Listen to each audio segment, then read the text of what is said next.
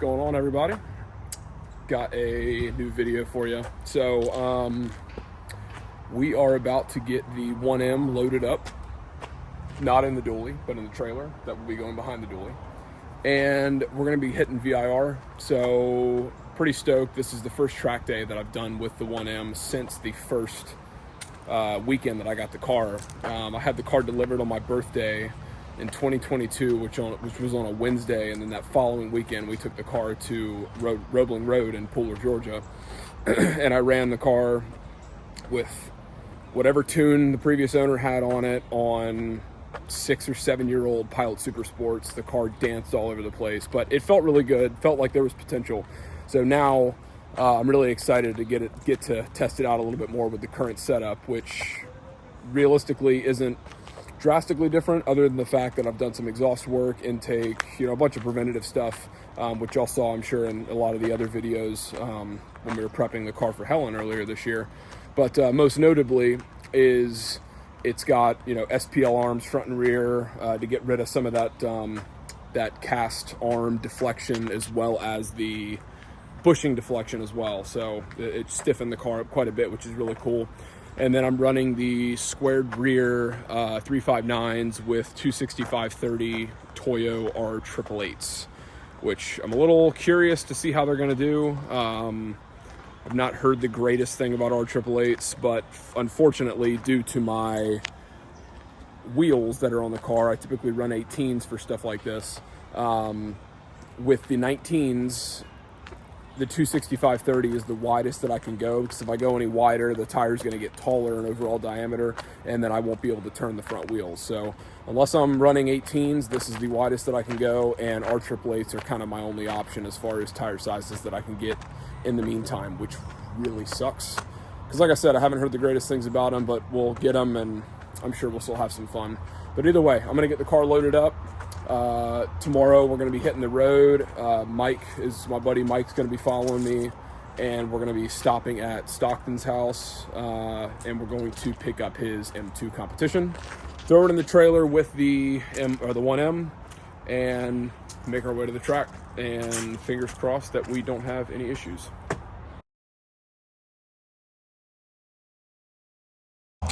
All right, so we made it to Stockton's, and like 3 quarts of oil made it on the side of the dually.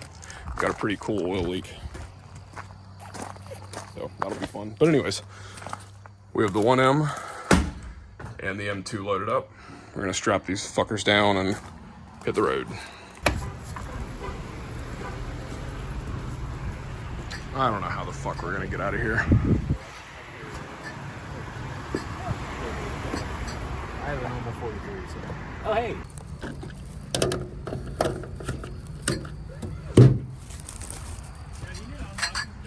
Jeez.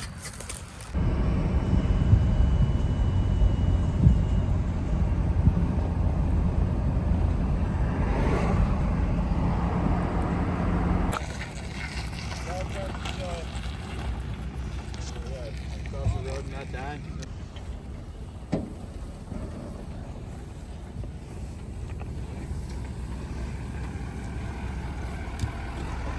Oh yeah. Yeah, that'll do. That'll do, donkey.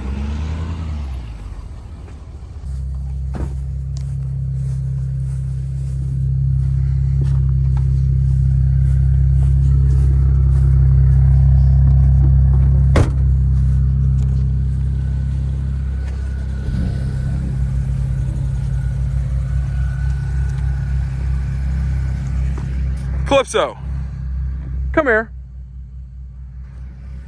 Anyways, Mike.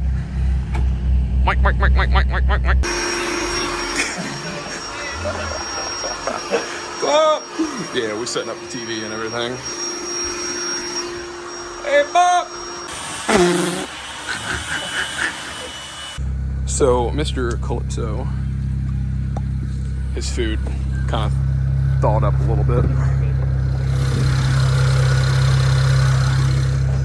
We're heating it up a little bit. Jody boy can eat some munchos. Dough. Official track day setup with the homies. Sleeping in the 2-car trailer. Got the Xbox. Got the stocky milk. This is kind of sick. This is fucking. This is going to be a lot of fun. And I'm hyped that, like, we were originally planning on getting here tomorrow morning, like super early tomorrow morning. Yeah. I'm glad we did not. I'm glad we did not. Yeah. Unbelievable. Stockton's first party foul of the trip is to fill up his car with fuel with the most expensive fucking gas he can. $12.85 a gallon. Should I get that? Dude, it won't even let me.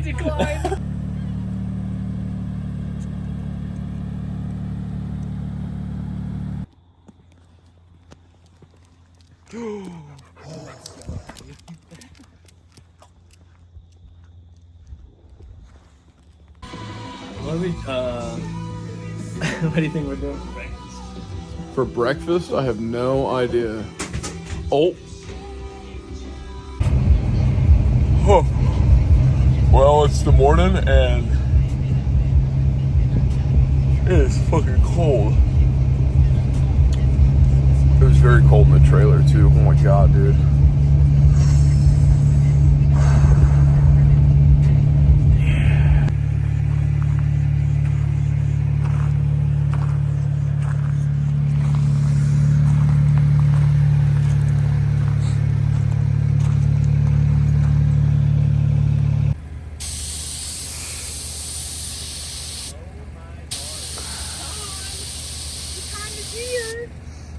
Stocky Milk is going out for his first session, and I get to instruct him, which is really fun. So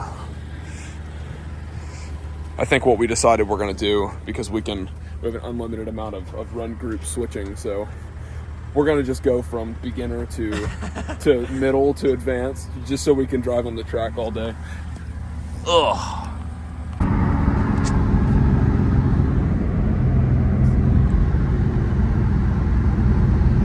First trip around Oak Tree. Oh, look at that.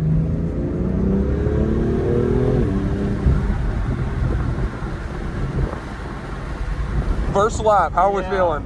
Fucking incredible. Fuck yeah.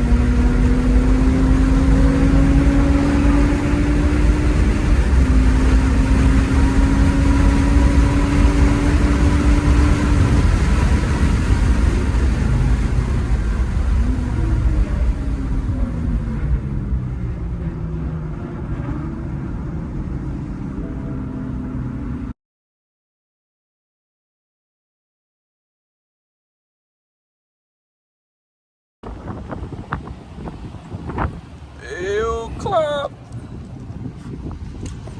How was your first half of the first day? Oh my god, amazing. Solid? Learning a lot. Car feels incredible. You guys are so much faster than me. I'm keeping all 4 tires on the flex track. Mike, how was your first on-track experience riding along? It's pretty fun. Pretty fun? Clop video. You know, the wide angle with his ear.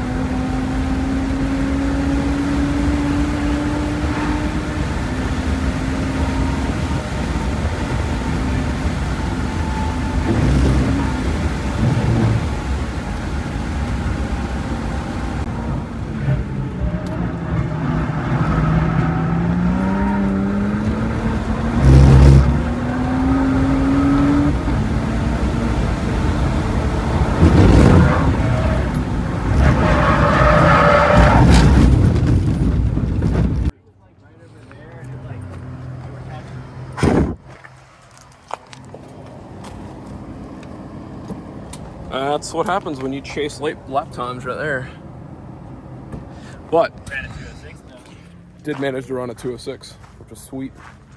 The best I've done in this car. This was from... 154. And you got what? A 215? Yeah, 215. Best one on the last session was 222, so I'm happy with the 7-second improvement. Yeah, between fuck yeah. sessions. That's awesome. Cool.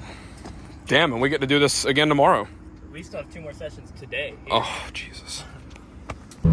All right, so it is 4:40 just about, and the last full session that we get by ourselves is about to start, and then we're going to do a session with everybody, all the run groups. I'm probably not going to run for the rest of the day because I really like to try and beat my 206 just to see if I can get any more out of this car. And I'm just going to wait and do that tomorrow when it's a little cooler out. So we got Clap, Mike, and my loud fucking brakes, and we're going to watch Stockton and Jake run, as well as the other cars run in this last run group here. So we're going to pull up to the S's, see if we can get any cool shots and everything, and just chill for the rest of the day at this point.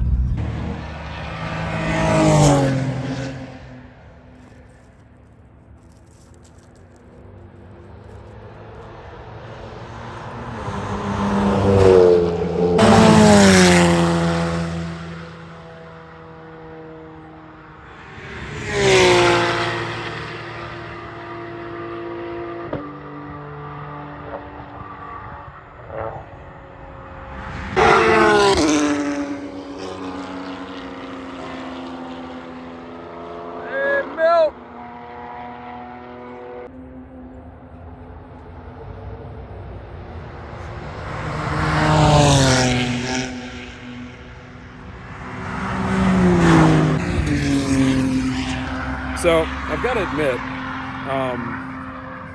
I'm really not super pleased with kind of the outcome of a lot of this right now.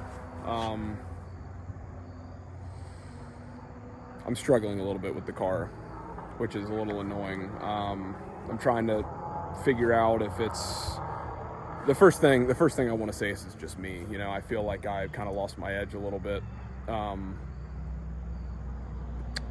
Which is just kind of annoying. But also, you know, I don't know if it's something with the car setup, because it gets to a point where the tires they're not working, you know. I'm trying to turn, I'm trying to accelerate to a corner, and I just cannot make it happen for the life of me whatsoever. So I don't know. I mean, it could be a lot of little things adding up to the big picture, but you know, I've always just been kind of hard on myself, and it annoys me when I can't achieve what I know is achievable. But needless to say, I mean, we're still having a great time. Calypso, shout out to Calypso here. While we were out on our sessions, because we were always, you know, we always had Mike over there, kind of just watching, but Kippy here, once we got later in the day and we all got into the advanced sessions, Calypso sat unleashed at the trailer.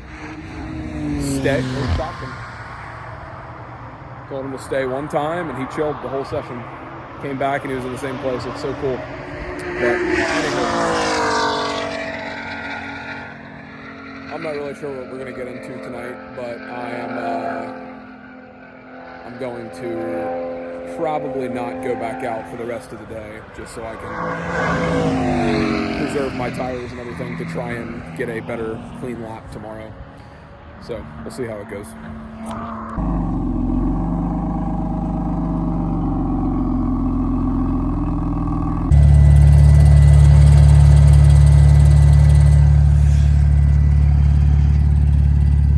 I think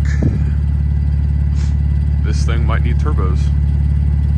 That rattling noise, I'm not sure if you can hear it in the video, is the wastegates just kind of rattling away. But then it just quieted up, closed up again. It's intermittent, which is kind of odd.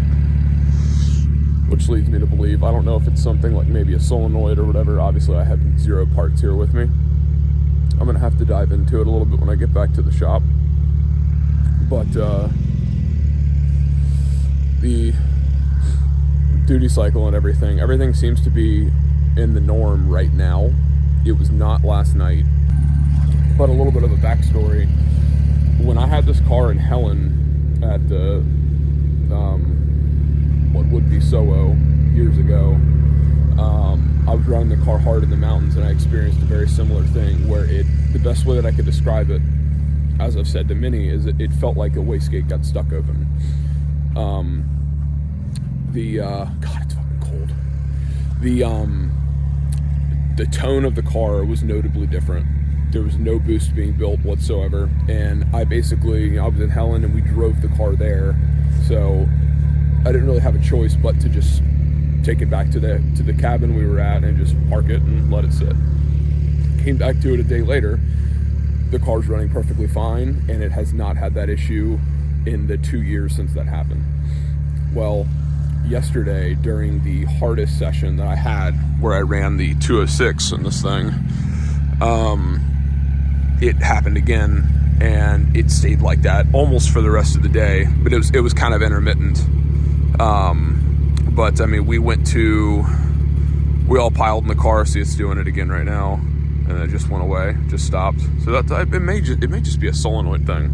But I mean, this car does have almost 90,000 miles on it on stock turbos, and I beat the shit out of it. So it's like it wouldn't be unlikely. But you know, we all piled in the car last night, and we went to Jake's place, and then we hopped in his truck and drove half an hour each way to dinner, and we sat down and had dinner. So the time I got back to the car, I mean, it was definitely cool. I don't know if it was ice cold, but it was definitely cool sitting in, you know, 40-degree ambient temp. And Stockton and I tore into the car last night and could not really find anything super obvious. I was able to put hands on the wastegate actuators, and everything was moving freely. Checked, you know, all the vacuum lines and intercooler piping and everything that would give me that classic 30FF code. And I mean, everything was visually checking exactly how it should. So I mean, it could very well just be a solenoid thing. But I'm going to probably get the car off the jack stands,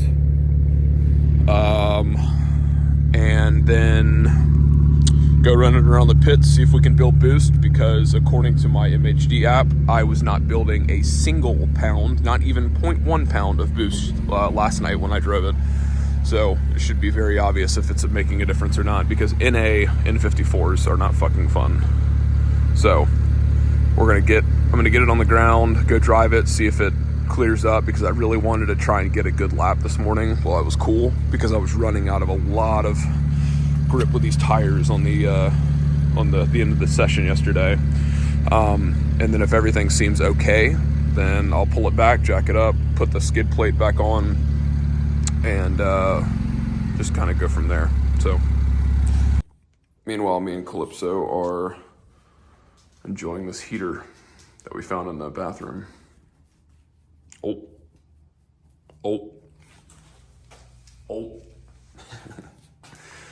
All right, so I guess let's go get the 1M down on the floor and go drive it and see what we can come up with. Otherwise, I think I'm gonna load it up in the trailer and we might be done. And which at that point, I think means we need a single turbo it. But we'll see. I don't know, I wasn't expecting to have turbo issues here, but it is an N54 and it was getting dogged, so it's like, what are you gonna do? So let's go see what we can figure out. Well, it seems like the 1M is done. I've checked a couple other things. I've done as much as I can do with what I can do here at the track, and have basically isolated it down to, I don't have a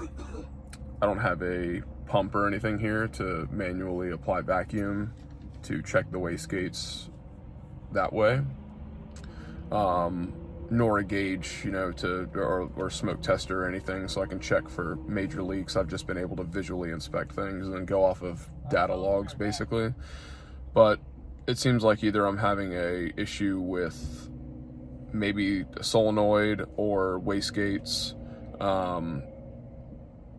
Or one thing that was also mentioned is that it could also be potentially my vacuum pump potentially not putting out enough vacuum to close the wastegates. But that will, you know, we can easily check that with the gauge and everything once we get back. So we're gonna get this thing loaded up and then head home. It always sucks going to a 2-day track day and only getting half of that. But on the plus side, I'm not going home early because I put the car in a wall. I didn't blow the engine. I didn't break something, so to speak. I could literally still drive the car around. It just doesn't make all the power that it needs to. So although I'm a little upset, as I feel would be kind of normal in this situation, you know, I'm thankful that it wasn't worse. I've been saying that a lot lately. I've